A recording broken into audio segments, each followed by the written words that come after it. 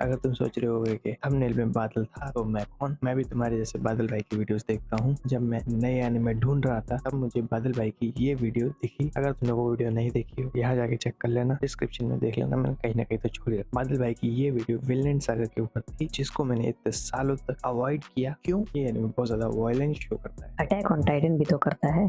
But वो एक shonen anime है, विलेन सागा एक सेनन एनिमे है। इस कैटेगरी के मैंने और भी एनिमे देख रखे थे, मगर उस टाइम मुझे मालूम नहीं था कि वो एक सेनन एनिमे है। जैसे हम बात करें, ऐसे कुछ एनिमे है जो मैंने पहले देखे थे और वो एक सेनन एनिमे निकले और जो मुझे पता भी नहीं थे। Rising of the shield hero, more than a married couple but not, ये एनीमे भी मैंने देखा है। बजर्क मैंने हाल ही में देखा था और मेरे को पता था कि वो एक सेनेन एनीमे है। स्टोरी में वाइकिंग्स के आइडियल्स और एथिक्स के ऊपर बात की गई है, किसे कहते हैं एक सच्चा योद्धा। स्टोरी की शुरुआत में ही हमें थॉर जो है एज अ ट्रू वॉरियर हमें दिखाया जाता है। वो बहुत ज्यादा स्ट्रांग थे, मगर साथ ही एल्विया का जन्म हुआ। उन्हें एहसास हुआ कि उन्हें लाइफ को जीने के लिए उन्हें दूसरों की जान लेने की जरूरत नहीं है। True warrior doesn't need sword. In words को समझने में थॉरफिन को सालों लग गए समझने में कि एक योद्धा को तलवार की जरूरत नहीं होती। ये शब्द थॉरफिन को सालों तक हॉन्ट करते रहे, जो उसे एंड में सब कुछ छोड़ने के बाद समझ आया। वो अपने पिता के सिद्धांतों को रूल्स की तरह देखता था और वहीं एस्कलाड जो है रियलिज्म को,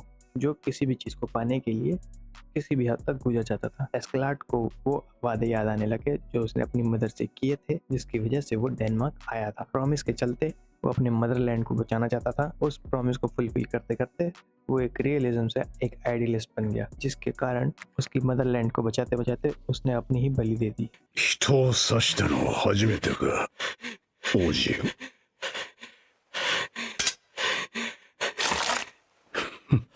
上出来だ。 थॉर की डेथ के बाद थॉरफिन का लाइफ में सिर्फ एक ही मकसद था कि वो एस्कलाड की जान ले एज अ वॉरियर, जिसके लिए अगर उसे हजारों इनोसेंट लोगों की भी जान लेनी पड़े तो वो ले लेगा। जिसके कारण थॉरफिन को इस बात का गम नहीं था कि एस्कलाड की जान वो नहीं ले पाया, मगर उसने अपने रिवेंज के चलते कितने ही हजारों लोगों की जिंदगियां छीन ली। आज भी थॉरफिन को वो औरत हॉन्ट करती है जिसने थॉरफिन की जान बचाई थी, मगर वो शख्स थॉरफिन ही था जिसकी वजह से उस औरत की जान चली गई थी। जहाँ वो औरत थॉरफिन को अपना खोया हुआ बेटा मानती थी, वहीं जहाँ थॉरफिन अपने बदले की आग में उस औरत की फीलिंग्स को नहीं समझ पाया। इन सब चीज़ों के लिए थॉरफिन एस्कलाड को जिम्मेदार नहीं ठहराता, वो अपने बदले की आग को जिम्मेदार ठहराता है, जिसने उसे एक किलिंग मशीन बना दिया। सीजन 2 में कैनॉट के लोगों ने थॉरफिन को स्लेव बनाकर बेच दिया। उसने ज़्यादा हाथ पैर नहीं चलाया अपने आप को बचाने के लिए, क्योंकि अब उसके पास कोई रीज़न नहीं था लोगों को मारने के लिए। इस सीजन में हर बार की तरह इस बार भी स्टोरी के अदर कैरेक्टर्स भी इम्पोर्टेंस रखते हैं, जहां हम देखते हैं एएनआर जो